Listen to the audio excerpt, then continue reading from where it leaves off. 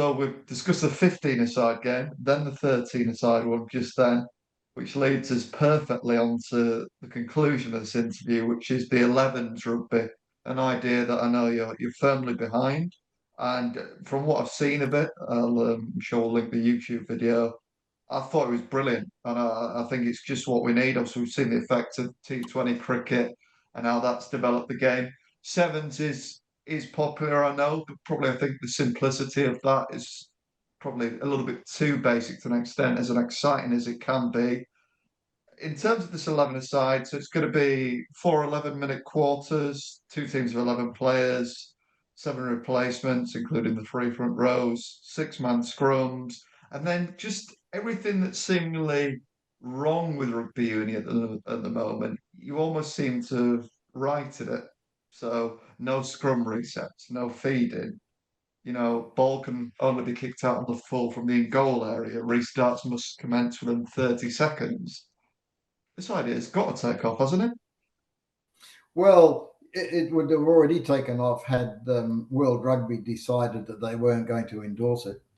And Bill Beaumont, who I know really well, I like Bill, but he said, no, we're just concentrating on 15s and 7s. The problem with that is that that's what they might like.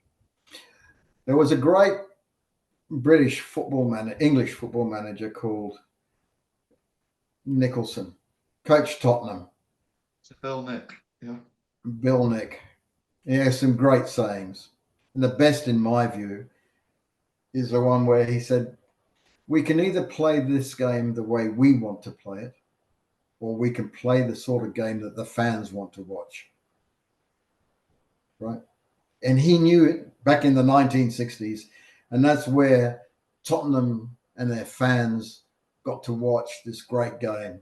And which is one of the reasons why Ange Postecoglou is currently, so much in favor of the fans, because he's playing the sort of football that we Tottenham fans want to watch. And sure, we'll get beaten like we're beaten in the cup by City, and we weren't the better team, but we play this game, and that's what these people in World Rugby do not understand.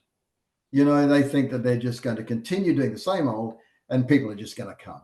Well, their responsibility is much more than a Rugby World Cup and professional rugby, yet they do not seem to understand that, because their responsibility is to the entire game. So for some years now, I wrote the 11s rules as we call them. Robbie Deans is using these games up in Japan, but we can't get traction.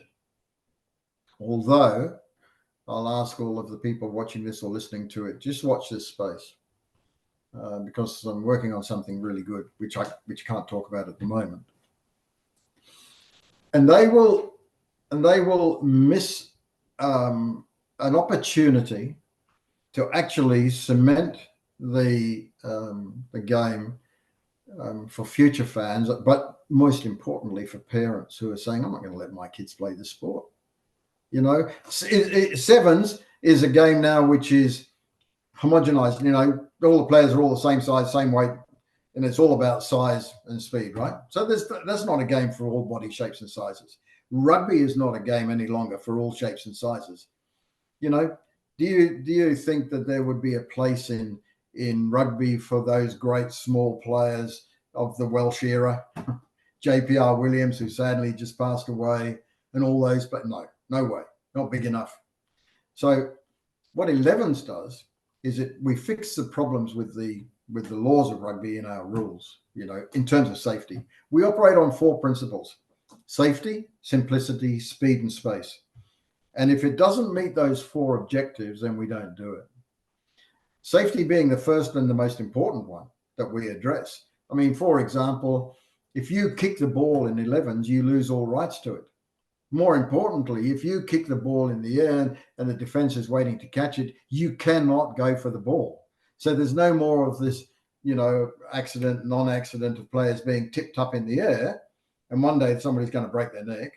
That doesn't happen because they're not allowed to leave the ground. Only the defending team can leave the ground, and you can't touch until he gets back to the surface. Right? That's one. That's another one. You know, a maul, for example. You know, there's none of this, you know, offside or obstruction, which is a maul, right? They get the ball at the back, and then everybody in front of them is either guilty of being offside because they're in front of the ball or obstructing. So we say you can form a maul, and the guy that forms it with the ball can keep it, and you can go down the field with it. Once they move the ball to another player in the maul, the ball's got to be out in 5 seconds. So you don't get this rubbish that's going on with the maul. And the most essential change is at the breakdown, which I've said before, World Rugby just ignores their own law on this. And at our breakdown, we've actually dispensed with the term completely of a ruck, because these so-called rucks, which are not rucks, only happen at a tackle.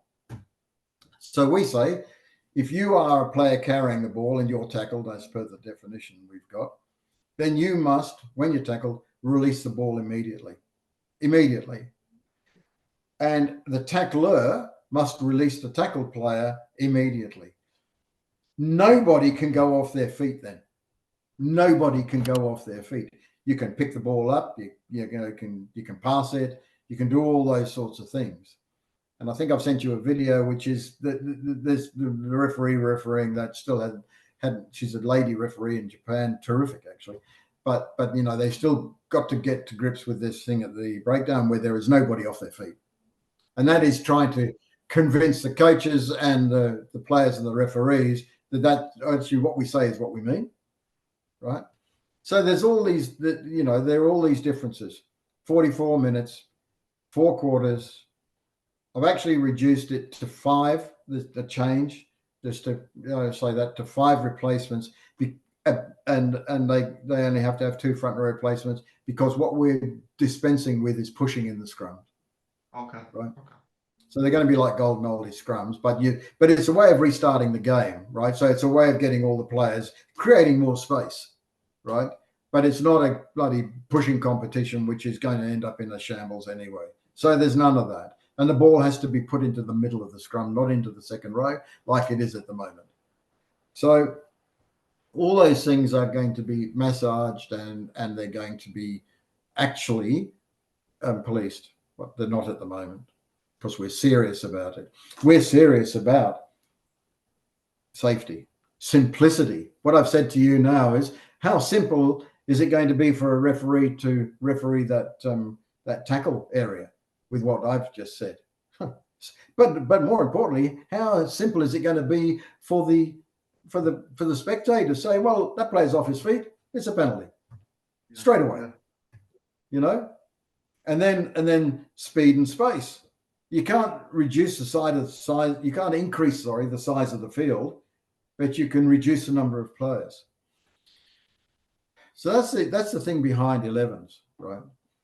And it is a sport which I believe that Gen X, Y, Z, and A will likely get turned on to, because of the influence from their parents, and also because they can understand it, they can follow it, and it doesn't take all day. Yeah. That's 11s for you. But according to World Rugby, there is no place for it in the game. I mean, 10s, they talk about 10s, right? Well, 10s are a variation of 7s. It's the same laws, and it's the same bashing, you know. I mean, it's got a bit more space, but it's not authentic. We have 6 forwards for a reason, because it's open for players of all shapes and sizes. In 10s, they only have 3 and 7 backs. Well, you know, that's not authentic. And we also have lineouts, 5 in a lineout with one throwing it in. You know, we have it's a thing. And people that watch the game that's being played they say, they've had to actually pause it to count the number of players, because it looks like a proper game of rugby, but much more movement, just to make sure there's only 11 players on. Yeah. No, look, it's an idea that I'm fully behind, and I'm sure many other people will be too. David, it's been magnificent. Thank you very much. So many fascinating things that we've heard.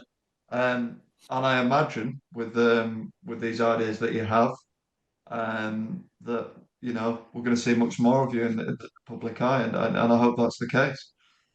Well, yeah, so do I. But everybody's saying, oh, there's David Moffett, he's 76.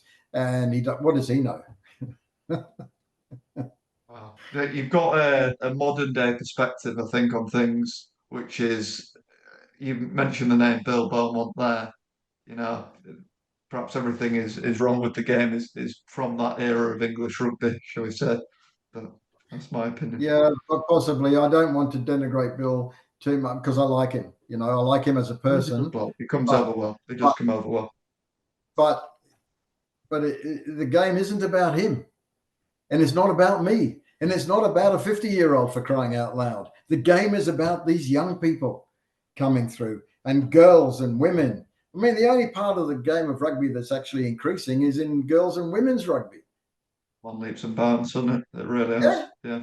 it has. Yeah. It's now more popular than netball in those countries where netball's played, right? Yeah. Yeah. England, Australia, New Zealand.